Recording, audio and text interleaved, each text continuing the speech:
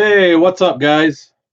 Another Tuesday. Figure I'd do another live stream. So here I am, 7:30 Eastern every Tuesday. I'm gonna try to be here at the same time every Tuesday. At least have some sort of consistency. I got a lot to talk about and a lot to show this week. For whatever reason, I just have a lot of comic related stuff on my brain, so I'm just gonna spew it all out there. So I guess while we're waiting for the room to fill up, I'm just gonna go ahead and start showing my pickups for this week.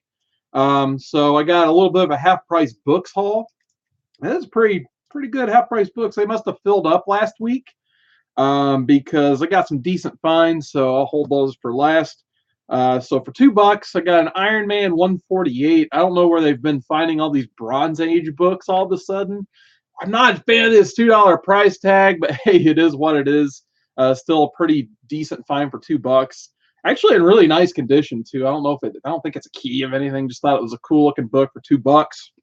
Got a Howard the Duck #1, Chip Zdarsky. It's not the Gwenpool first appearance, whatchamacallit. But nah, nonetheless, cool to have for a buck. Hey, what's up, TJ Watson? How's it going, man? Yeah, got my haircut finally.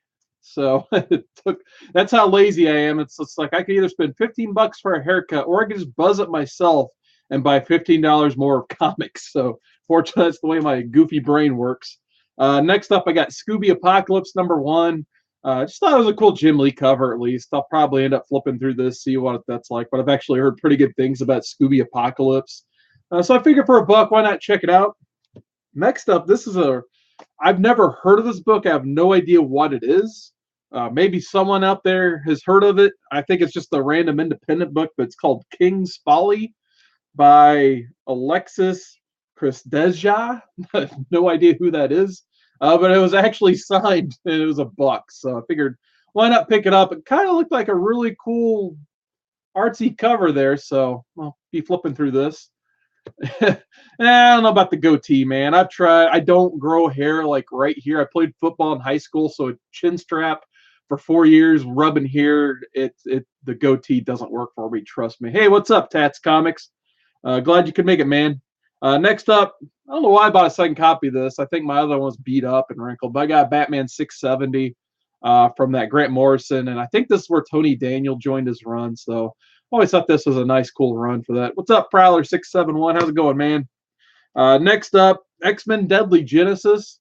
Pretty cool Ed Brubaker X-Men run. Found the Joe Quesada variant cover.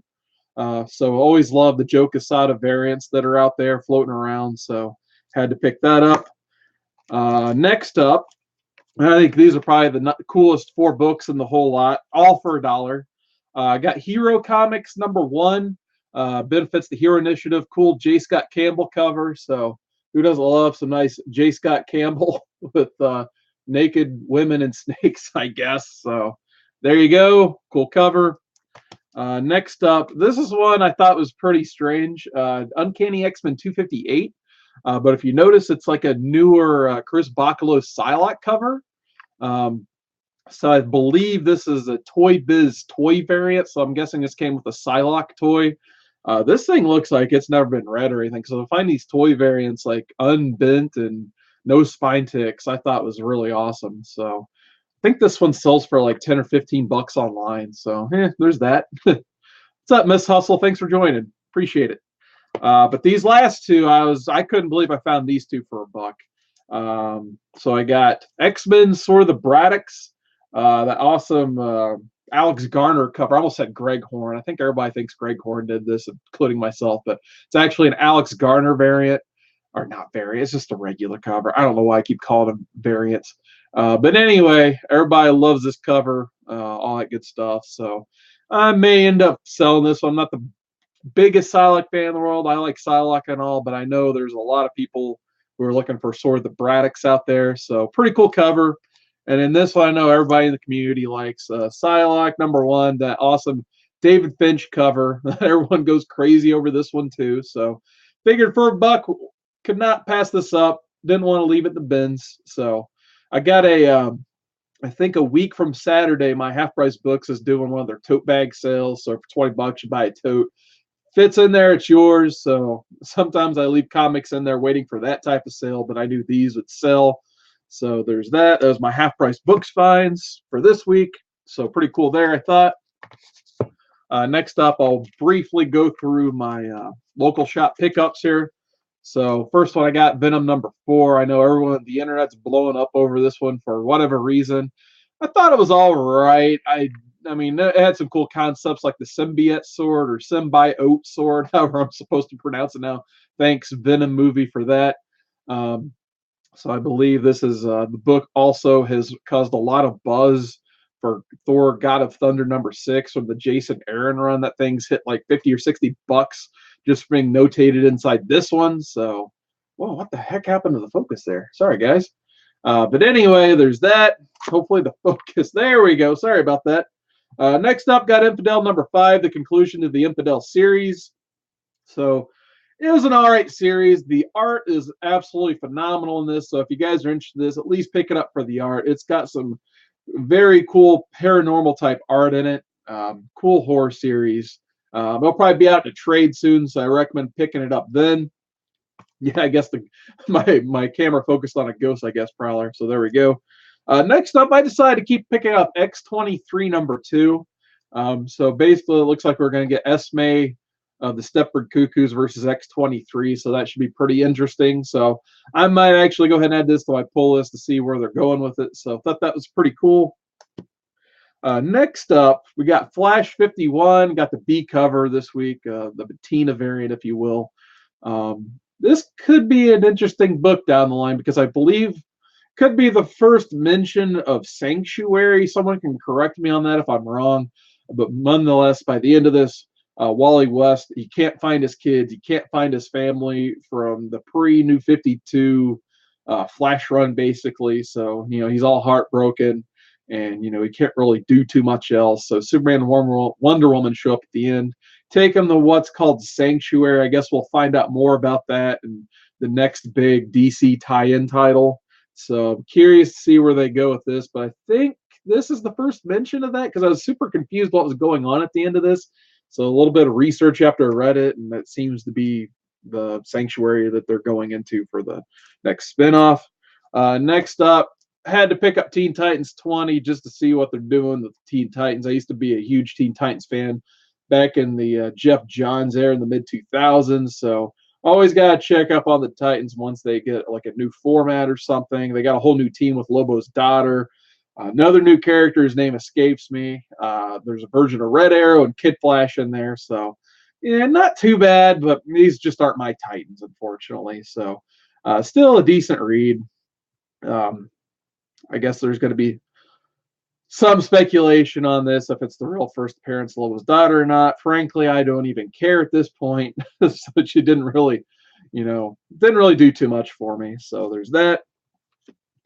Next up, I think this book has a lot of potential. Got Justice League Dark #1. I know a lot of people were hyping this book up last week. Got the cool Greg Capullo cover. At least that's the main reason I got it. But just get a look at this team. I mean, you got Zatanna, Swamp Thing, Man-Bat, Wonder Woman, Detective Chimp. And I don't know why he's not even included on the cover, but John Constantine's most likely going to be on this team. He's in the book, so I don't know why they just throw like there's an open space like right here. Like Zatanna could have just blasted up and they could have just threw Constantine riding on Swamp Thing or something. So, or like right there. So too bad he didn't make the cover, but nonetheless, I think this team has a lot of potential. A lot of cool people. Hopefully, I'd like to see like an Animal Man or something involved in this team eventually. So I figured that'd be cool. But nonetheless, I guess a lot of people are once again speculating on our first appearance. Seems like every week we're doing that. So I don't know. Just thought it was a cool team about the book. My pick of the week, though, I talked about on the reviews from the Batcave channel, Comic Core on Friday nights, 10 p.m. Eastern. Doomsday Clock #6. Get the origin of Marionette and Mime. This is definitely the redeemer of the run so far for me. It just did not care too much for, I think, issues 2, 4, and 5. I think 1 and 3 were decent reads, especially since I like the OG Watchmen book, of course. But before Watchmen didn't do much for me, so I was really curious to see what they're going to do with Doomsday Clock, and it's been iffy so far. But so far, this book was a turnaround. I'm definitely going to be on till the end at this point, because why not? I already got half the series. I may as well just keep collecting them. So if you guys are on the fence about Doomsday Clock, I think this might be a tide turner for you if you haven't bought it already. So check it out. So that's all I got for my shop this week. I'll roll right into an auction one I had. So I think not this last Sunday, but the Sunday before, Exile State Comics actually had like a live auction on his channel. Never seen him have one before, although it might have been his first one. But he had Mr. Unknown Comics guy with him, and that guy was hooking up they both were hooking up deals. But I happened to get a couple from Mr. Unknown Comics guy, and I believe I won 2 lots from him, probably total of about $70, I think. So not too bad for the stuff I got. So I'll just go ahead and show it here. So I think I got the Deathstroke stuff for about $15 total, with another book actually, I think there were 2 books thrown in. So I got this book right here. This is the C2E2 variant Deathstroke number 30, Deathstroke versus Batman. So, and it's actually still polybagged too. I kind of completely forgot these came polybagged. So thank you, Mr. Unknown Comics and I, for keeping it bagged, I suppose. But I missed out on getting these when I went to C2E2. The line to get these foil variants was the longest line in the entire convention, which, if you notice by the title, I'm going to talk about conventions here after a while. Like I said, I got a lot to talk about tonight. But nonetheless, this thing, I just wanted one of them, and I kind of gave up. I was like, it was like the line to meet Tom King and Joel Jones and Clayman was shorter than the line to get the variant covers at a booth. And you have to pay $15 a pop. So I think he offered $16-ish for this lot of books. So this came with it. This was worth it alone, in my opinion. But he also threw in this cover, so the B cover for that, which was really awesome. Just Deathstroke polishing his sword off with Superman's cape. So absolutely awesome cover there. I missed out on this once it came out, so I thought that was a really cool cover. Got another cover for Cosmic Ghoster. I already had, I think, a Deodato cover for this, maybe. I can't remember.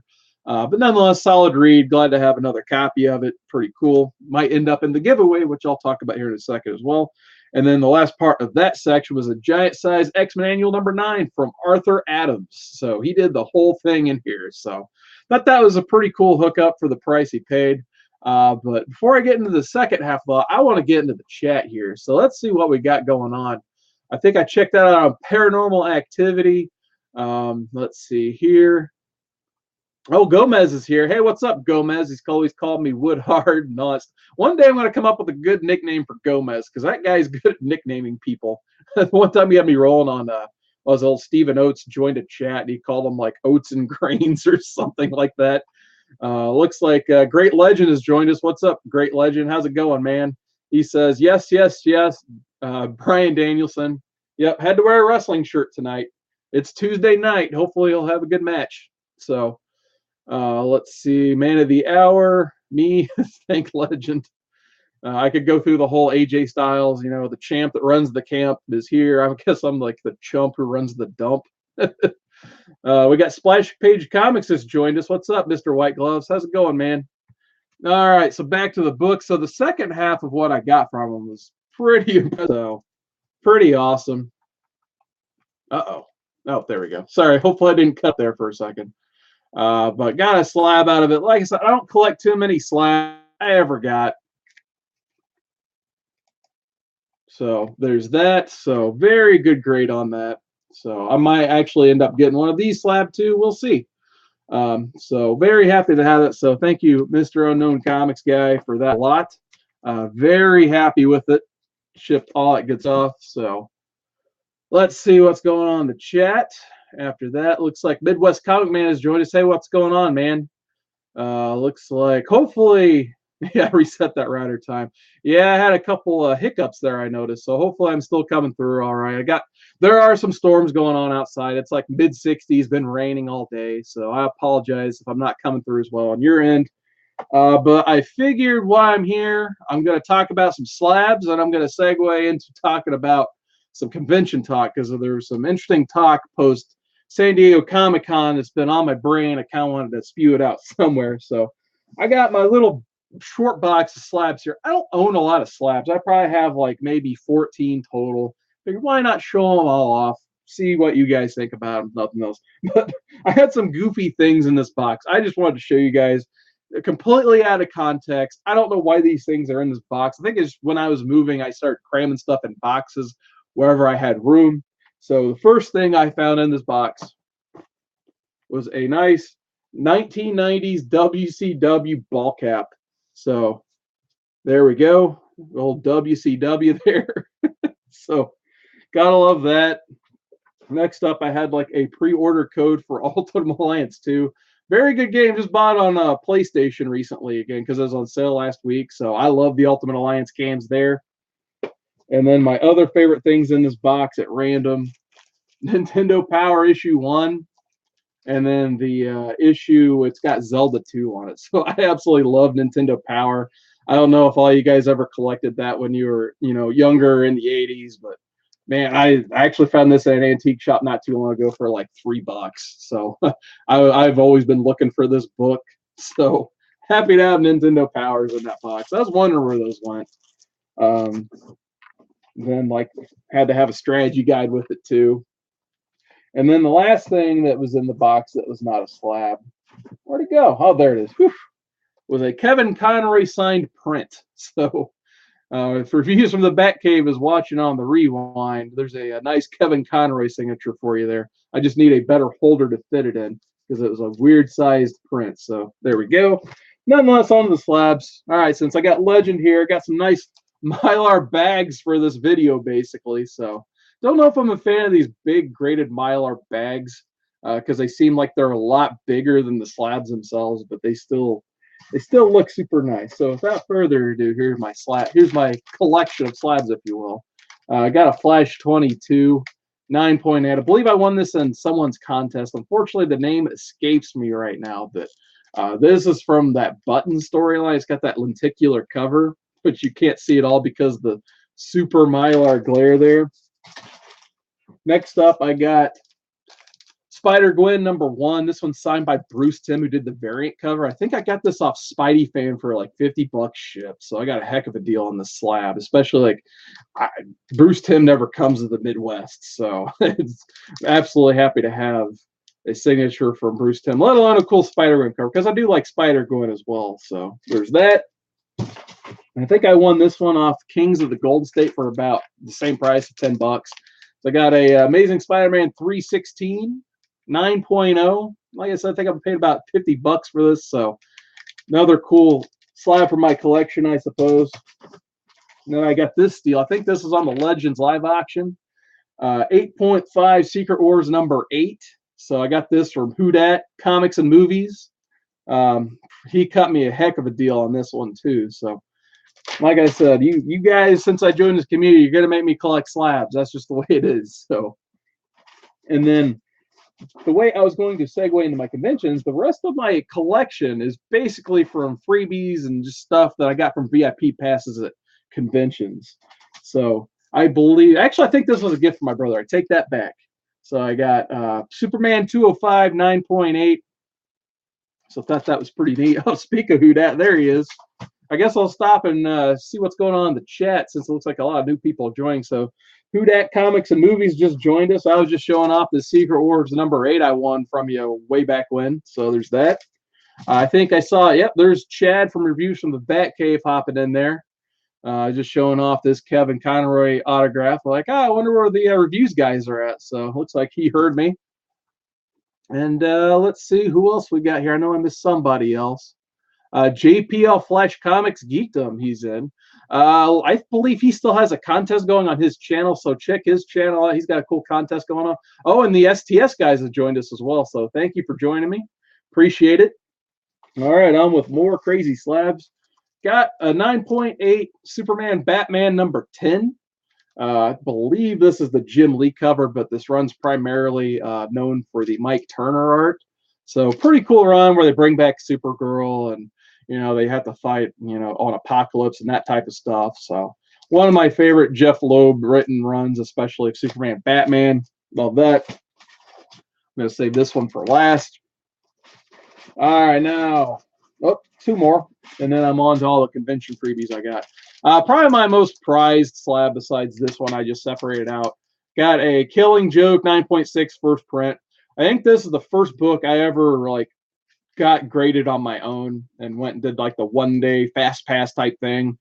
Just because I did buy this as a kid, probably when I was like 10 years old at a flea market. I think I've told that story before on my channel, but just a phenomenal copy. I don't think I ever read this one because I used to have like a fifth printing, like the pink one. That's like where it's pink right there. I actually just ended up giving it to a friend eventually. So I need to get a new copy of Killing Joke so I can read it again. Or maybe I can use that DC service that's coming out this fall. We'll see. But probably my most prized, like non-sketch, like blue label CGC book, I suppose you could say. So absolutely one of my favorite things I own in my collection right there. Then what else we got? Superman, Batman. All right, so I got some convention freebies here. This one's from Wizard World 2008. Is Invincible Man and Invincible Iron Man #1. This was a Wizard World Philly exclusive, so I got this just for being a VIP, one of the Wizard Worlds. I think this is, some of them say the actual number and limit on them. This one does not. Next up, I've always loved this cover. Wolverine Origins #1, got a 9.8. Wizard World Philly exclusive again. Awesome Mike Turner sketch cover. He did the covers on most of the Wolverine's Origins run. So glad to have this. Once again, just another one of those. Yeah, it says 78 of 350 graded for the Wizard World program. So I thought that was kind of neat. Next up, Ultimate Extinction, got a Joe Mad cover. This one's 81 of 355 graded for the Wizard World 2006 convention, LA variant. So I used to love going to those Wizard Worlds. Next up, probably one of the coolest ones I gave away at the time, Captain America 25, Death of Captain America. This was a John Cassaday variant. This thing was fire when it came out. So to get this, like, is cheap, or basically got it for free because it was part of the ticket. So I thought that was pretty cool back in the day. Obviously, since he's been brought back 10 times over, this is ice cold compared to what it was, but still a cool book. I really like this Ed Brubaker run, so I've definitely be hanging on to that. Oh, forgot about this one. This one was not free to convention. This was Giant Size X-Men #1. It's the conclusion of the Joss Whedon and John Cassaday run. So this is one of the first variants I ever bought. Is like I think I paid $25 for it, but this is like my favorite X-Men run of all time. So I knew once they introduced like the first variant, like the first, I guess, retailer instead of variant technically, I knew I had to get it. And then I didn't. I think I just bought like the regular to read, and then this one to get graded. So just, kind of a memento of my favorite X-Men run. Had to get a 9.8 version of that, even though I think it's probably worth about $40-50 what I paid for it. The last one I got, new Fantastic Four. There you go, Legend. There's some Fantastic Four for you. Mike Turner sketch variant once again. This is Fantastic Four 546. Graded 373 of 400 for the VIP program. Wizard World Philly. Once again, I guess Philly got all the best exclusives graded. So there you go. And then my last one, I think, is another cool piece of my collection. I don't think I've ever showed this one on my channel before, but it is a 9.8 sketch cover of Captain America done on the Fallen Sun Death of Captain America books, like one of the first sketch covers Marvel ever introduced, done by Peter Steigerwald. Peter Steigerwald did this completely for free. So I guess this is kind of the book that's going to segue into my final topic for tonight, just how conventions have changed. First, I'll go back to the chat here. So let's see what we got. Let's see. Tat says, nice. Killing Joke 9.6. Gomez says the same, so thank you. Oh, sorry, man. I didn't know you were sick, Huda. Hopefully you get better, man. Definitely hate hearing people are sick, especially during the summer. That sucks. Let's see. Huda says, I have a book coming that I and Legend will like. All right, that's cool. Maybe it's a Green Lantern? I don't know. We'll see. Saying hi to each other. Gomez says Joe Mad's a great artist. Yeah, he absolutely is. He's the only guy who made Ultimates Volume 3 readable, because that book sucked. The reason I kept buying all those issues was because, yeah, the art was good, but the story was absolute garbage. All right, so yeah, before I even get into the topic, Huda's saying, yeah, cons have changed. And Midwest Comic Man Paul says, remember when cons were about comics? LOL. So it looks like Stay Puff 1983 just showed up. So hey, what's going on, man? So I don't even have to start talking. You guys are already doing it in the chat. So I'm very curious to hear your thoughts on this, because I just kind of want to talk about how cons have changed. And are they for the better or for the worse? Because you can kind of argue both ways. So I guess for my first piece of evidence and how much they've changed, I've actually found some old programs in my collection. So the first one I'll kind of show off. I got this Wizard World Texas program. So this one's signed by Kurt Busiek and George Perez.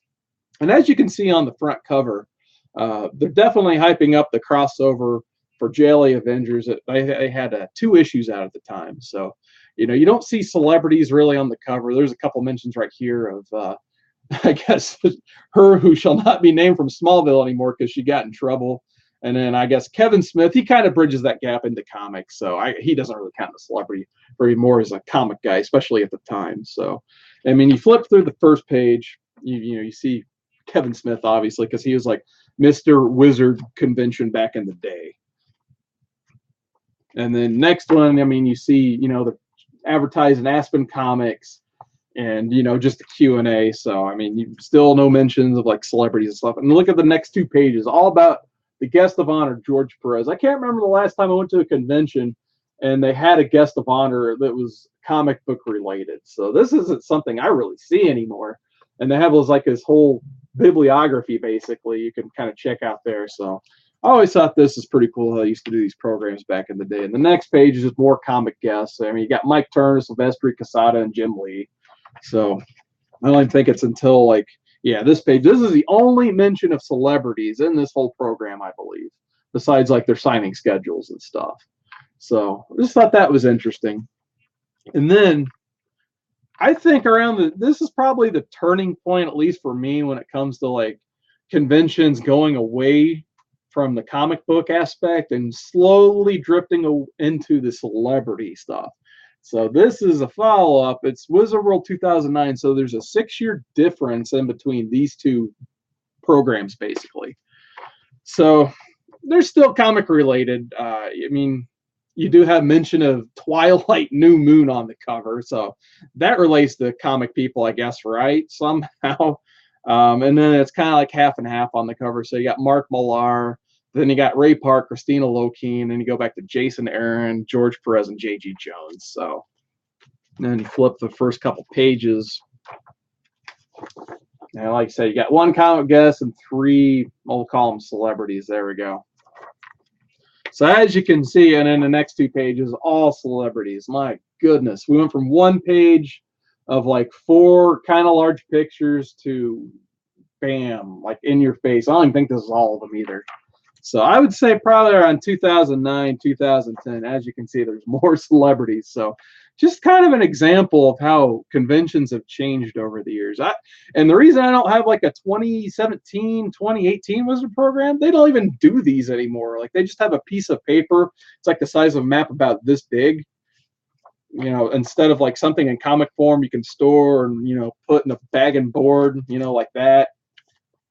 They don't even care about that type of stuff anymore, the collectability. It's just kind of, I guess, go meet your celebrity, pay them like $40 to $100 to $150 now and get your SIGs. So you might, and the other thing that's kind of changed is just, and this is where it kind of gets into that gray area, is artists and writers charging. I know people have a lot of thoughts on it.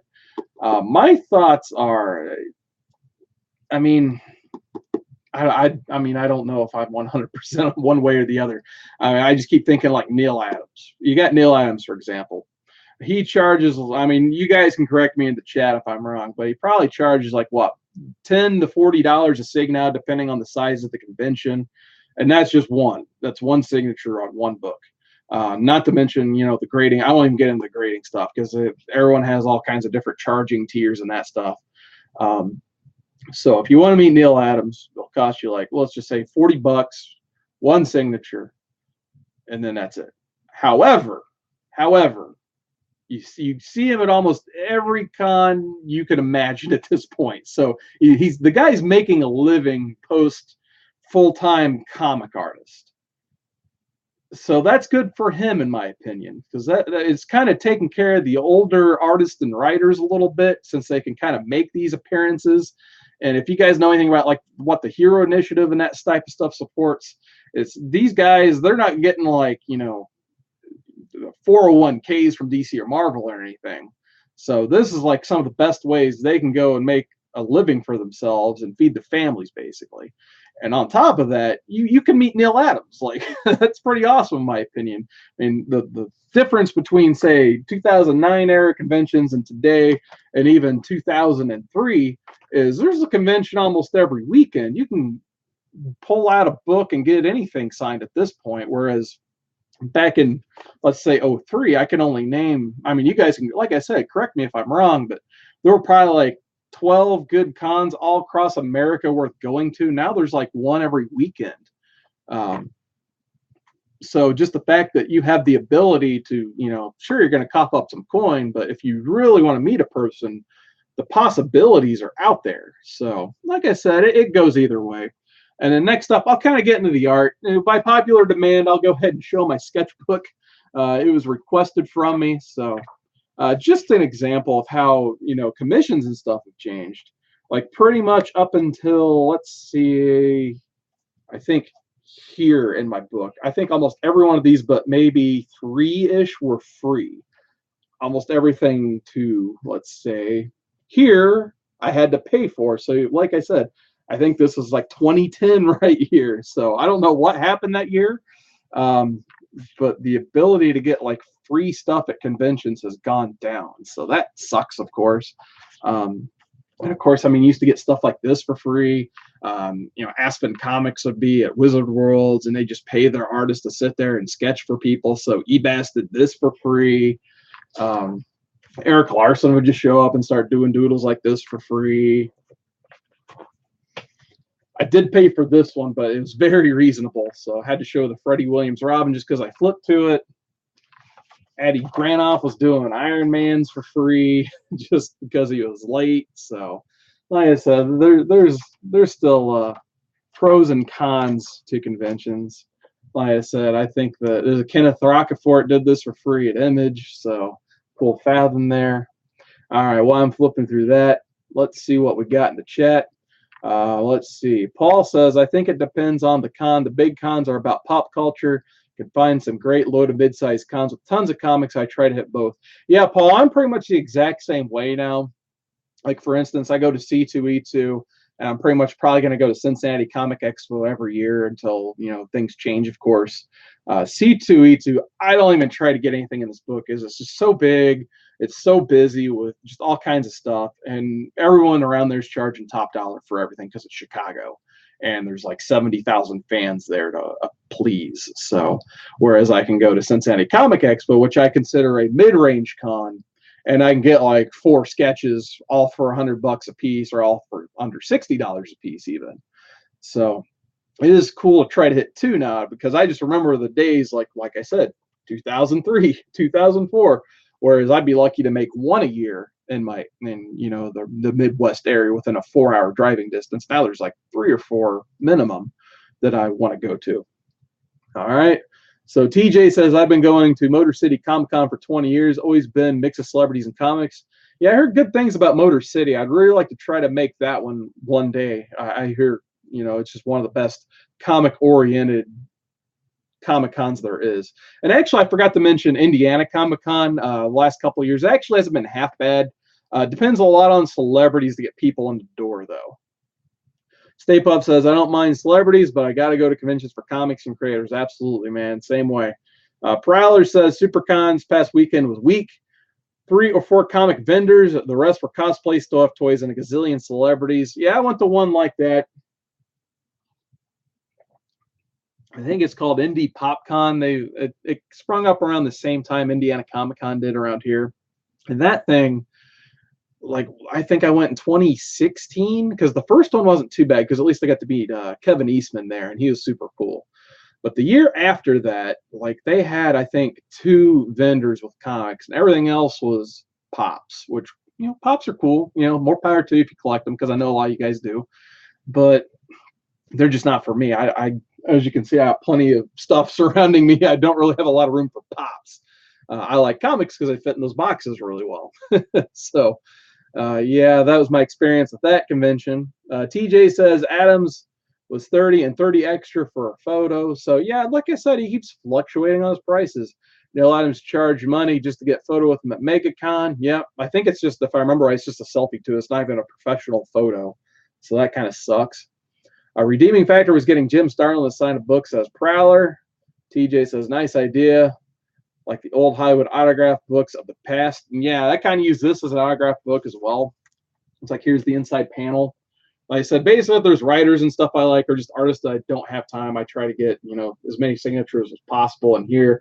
But sometimes with limits and people charging for everything, I just miss out on, getting some signatures in here. Because usually if I have 3 comics and the limit's 3, I'm probably going to put the book away. So, all right. Stay Puff says it really sucks. More creators are charging for signings. Tickets are already expensive, and we want to buy other things. So paying for a signature is very irritating sometimes. And yeah, that's another point I was going to make too, because if I remember right, I think the first C2E2, which is in 2010, was probably about maybe $40 or $50 for the whole weekend. And now it's like $75, $80 at the door. Like, and that's just for one convention. I mean, usually Wizards are out of control. I think they broke $100 for the weekend fine. I think it's like $110 to go to Wizard World Chicago now. So that's just, I don't know why anyone would ever pay that. Like, and they still get a decent turnout, but, and I understand it's 4 days, but Thursday, nothing happens Thursdays. It's not even really worth going or having it Thursday. So yeah, that is probably one of the most irritating things, is just getting in the door. And last one, TJ says, I bought a Walking Dead pop-up books. Same concept in mind. So many celebrities that sign a DVD. Yeah, I mean, it's cool to get stuff like that, get multiple signatures on things.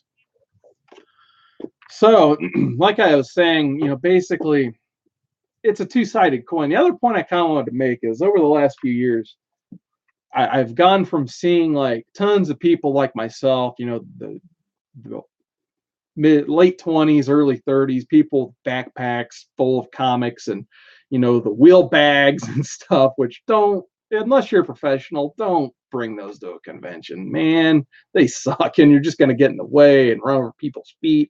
I tried that once. I will never try that again. But anyway, I've seen less of that type of person at the big conventions, seeing more, more kids, more women, if you will. Let's just be honest. And, it's kind of interesting to see how, it's gotten more diverse, I guess you could say, at these conventions. So that kind of tells me it should be more diverse, collecting the books.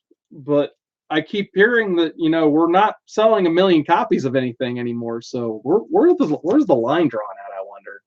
So I don't, like I said, I don't know, I'm kind of just rambling on, but I was just curious on your guys' thoughts on that, because you figured if we're getting more diverse in the conventions with cosplay, with other merchandise, and of course the comic books, even inside the comic books, we're getting more diverse characters. When's it going to reflect on the sales of the actual comics and, the diversity with the artists, the writers, and that type of stuff, which we're getting there?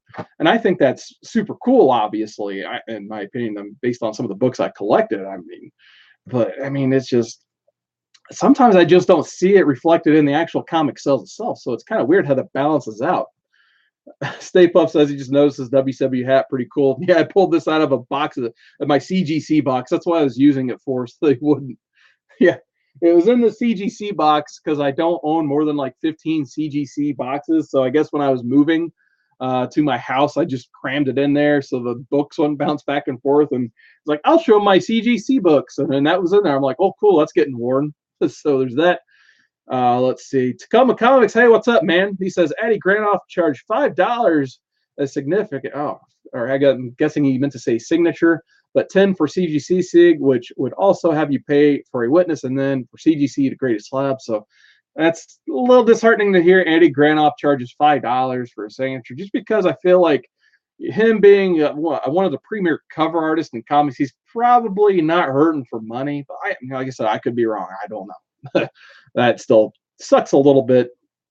Stay Puff says, I enjoy meeting people from Instagram at cons and doing meetups. Yeah, it seems like in the community, that's one of the big things about cons now. I know I've heard Great Legend on his channel say he would rather he's more excited about meeting other people in the community rather than meeting, your celebrities and your comic artists. Because let's face it, you go to these things for like 10 or 15 years, you've probably seen almost everyone there's a small bucket list you probably have of people you want to meet, but you've met most of them at least one time. What's up, Poor Man's Comics? How's it going, man? TJ says, trying to bring out movie posters, have Neil Adams signed, cumbersome. Yeah, I don't even, there's posters I would love to get signed in my collection, but man, it sucks hauling posters around. Like I got those Batman, Black Mirror, and Batman Year One posters hanging in my hallway. I'd love to get signed by Jock, but man, that's some dedication. To roll those up, put them all in a poster tube, drive 4 hours, pay like $20 some for parking, take them out, go all the way to convention, walk around for like 8 hours, and finally meet Jock after waiting another hour in line. Whew. Dedication getting SIGs on your favorite stuff. So Tacoma says, Chris Claremont, I gladly paid $5. Yeah, he started charging not too recently. Which, yeah, people like him, I don't mind. I mean, the other good thing about charging, though, is it keeps people from going up. And this has happened to me before, too. Well, you have the dude in front of you. And this is like the minimum he'll have in his stay. He's like, I'm going to meet Chris Claremont. He did all these X-Men's. Please sign every single one of these. The worst instance I ever ran into, I think it was Wizard World, probably 07-ish. They had John Romita Jr. there, which I was super excited about because at the time I was a pretty big John Romita Jr. fan. And there were these two. They're probably the first two in line. And it was this couple. And they had those rolly carts I was telling you guys about previously that I hate seeing at conventions so much. It's a pet peeve of mine. And it turns out these rolly carts weren't for them to take around the convention and get signed by various artists. They were for them to wheel right up to John Romita Jr., pick up the entire short box off of their rolly cart and park in front of John Romita Jr. and have him sign every single comic in the short box.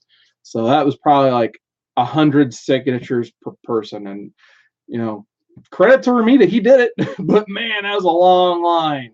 Never try that unless you're gonna cough up like $1,000 for signatures. All right, so Tacoma says, damn, Matt Rosenberg, James Tynan, Marguerite Bennett, Donnie Cates, all charge $5 after 3 SIGs, which I think that's fair. Not everybody needs to have 10, 20, 30 books signed. 3's fine nowadays. Especially if you're a writer too. You really don't have art prints and that type of stuff to sell. I mean, some people do, but they're not their drawn art prints. You know what I mean? So sometimes when you're a writer and you want to have that artist alley booth, you got to have certain ways to afford you, because most of the time, like if you're going to sell trades and stuff to get signed, most of your fans already have those trades. So you got to have a way to make money somehow if you're a writer. So, and at the same time, you don't want to screw your fan base. So at least, having 3 books, there's something for you. Stay Puff, I enjoy that as well. I'm at the competition meeting at one once. Airborne Sapper comic fan. Hey, what's up, man? Thanks for joining. Miss getting Claremont to sign Avengers Annual, first appearance of Rogue. Yeah, I did too, man. I actually have that book. I was thinking about getting him and Michael Golden to sign that, but I think they both charge now. So I'm going to Cincinnati. I think Michael Golden's going to be there. Hopefully, since it's a smaller con, he'll at least have I like it when they have at least the first signatures free. I can live with that, but being kind of the cheapskate, I would rather save for art. Like this is I'm probably gonna start selling some stuff because in September I plan on going crazy on this book again, like I did last year. So it says Matt explained it to me. He said authors don't get commissions and often lose money at Comic Cons. Right, Tacoma. Like I said, if they're having to pay for their table, which usually if it's a medium to large con, those tables aren't cheap. So they got to pay their way somehow. If that's signing 20 copies of Detective Comics for $5 a piece, then hey, that's more power to them for not going broke to help to be in front of their fans. Let's see, make sure I have 5 books to get signed, no more. Yeah, that's usually my rule too, Stay Puff. I don't usually, if I'm sorting out for a con for artists and writers, I don't exceed 5 unless I really like the artist. Like when I'm at Jock, I was at like 7. I'm like, I'm just gonna go with 7 and see what happens. And one of them was big hardcovers about this big. So he was more than happy. He saw that hardcover. He's like, man, you hauled this across the con. Give me all your books. Airborne Cyber Fan says, was that a con with rig, and someone had a short box for someone to sign with an artist. Wasn't even charging. I think the guy gave the artist like 20 bucks. Yeah, at least they gave him something, but that still sucks holding up that line like that. So yeah, just to get on the topic one last time, like I said, it's kind of like you get your celebrities back in, but it brings more people to the table. Like I said, when I was going to these Wizards, it was the same type of demographic. You get these celebrities in here, you get your normal, like your casual fans, I guess you could say, probably the best way to put it. And now you'll get all the casual fans to pay for a ticket to the con. So there you go. It's like either it kind of sucks for the core collectors like us that are watching this, but casual fans, it's like Halloween every weekend to them, or it's like a going to a fun park more or less. So either way, like I said, I'm very curious to hear your guys' thoughts on the state of conventions, because I know some people were unhappy about San Diego Comic-Con, how it felt like, and it's been that way over the last few years, how it's felt like more of a pop culture con. It has to do with movies and entertainment than anything at all to do with comics. But there are other things near there, like I think Emerald City's pretty close to there, Anaheim Comic-Con, that type of stuff, which those are more focused on the book. So at least there's a kind of a replacement or backup for the core fans. All right. So that being said, I'm going on in 50 minutes here, so we'll go ahead and start to wrap it up here. Let's see. Stay Puff says, you need to see my blank sketch commission. I had Brian Stelfreeze do for me at MegaCon. He drew Shuri from Black Panther. Yeah, I'll have to check that out, man. I've seen some of Stelfreeze's stuff. He's pretty good. Tat says, don't go to Comic Cons for celebrities, man. Go for artists and writers. Pick up back issues. Same here. All right. So like I said, if you guys got any more thoughts, leave them in the chat, or if you're watching on the rewind, definitely feel free to leave your anything at all in cons, because I've been very curious. Oh, it's just been on my mind since San Diego for whatever reason. I just wanted to get all this off my chest, just because I know a lot of people speak negatively about it, but it's not all negative. So like I said, it's not the best, not the worst, kind of in the middle somewhere, but it's cool. You can have a con to look forward to almost every month. So we'll leave it at that. So my final plugs, I guess, I left a couple links below. The first one's for my 200 subscriber contest. If you guys are interested in doing that, I got like a stack of 21 books, I think, behind me now, a couple signatures in there since we've been talking about signatures. So it'd be very awesome if you guys could all do that. So thank you to my 208 subscribers once again. Thumbs up. And then also, like I said, I don't know how I feel about the fact that I did one of these videos. I just threw it out there because I need to clear out my collection, plain and simple. And like I said, I'd like to get a couple commissions this year in this book. But I put up a video yesterday after my 200 subscriber contest video where I want to sell some books. So if you guys are having any books you're looking for, go ahead and check out the video. Maybe see something you like. So I already claimed the G.I. Joe lot, so that was pretty cool. So thank you, Farley, if you're watching this. I'll have that book out, or those books out, hopefully by tomorrow. I close at work, so I should be able to drop by the post office before I roll to work. Last thing I'll do is just go by the chat one more time. Thank everybody who joined. So Tats Comics, thank you, man. Tacoma Comics, you're always awesome. Thanks for joining. Stay Puff 1983, you're always saying hi to me in the other chats, so cool you can make it to this one. Airborne Sapper Comic Fan, thank you for making it, man. That's awesome. TJ Watson, I think he was first in the chat, still stayed with us most of the time. That's awesome. Thank you, man. A Poor Man's Comics. I almost got your lot together, man. I actually have a stack over there labeled Poor Man's Comics, the AOKU. So didn't find those Hughes Wizards, though, unfortunately. So I've been on the lookout for them, but man, I'm sorry. I think I failed you on that one. So nonetheless, Alex Comic Quarter, hopefully he's still driving home safely. Hopefully I didn't bore him to sleep too much on the road. Prowler 671, thank you for joining. Paul Midwest Comic Man, always a pleasure talking to you. Thanks for joining. Gomez, like I said, still think of a nickname for Gomez Comic Collector. He's always whipping those out. Miss Hustle, Who Dat Comics and Movies, thank you. STS guys, they got a cool live show they do once a week as well. Reviews from the Batcave Chad, thanks a lot, man. JPL Comics Ethan, don't forget about his contest. I think it's wrapping up soon. So get on top of that. I think I already said who dat. Great Legend was in the house, so thank you. Don't want to forget anybody. Splash Page Comics, thank you for making it, Mr. White Gloves. And I think that about does it. Let's see if there's any. Oh, nice cover, bro, just got here. Sorry, man, I was just wrapping up. But cool, nice cover, bro, of you to make it at the end nonetheless. But other than that, I guess don't forget some thumbs, up, down, doesn't matter to me. 200 subscriber contest. Check out any books you want to try to buy. Like I said, I'm good for offers if you guys want to throw down some offers on that video. Reviews from the Batcave.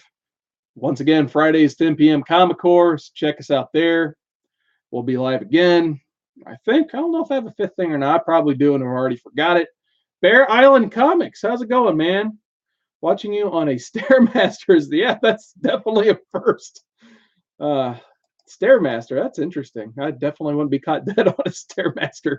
DDP yoga, that's something I need to get back into again.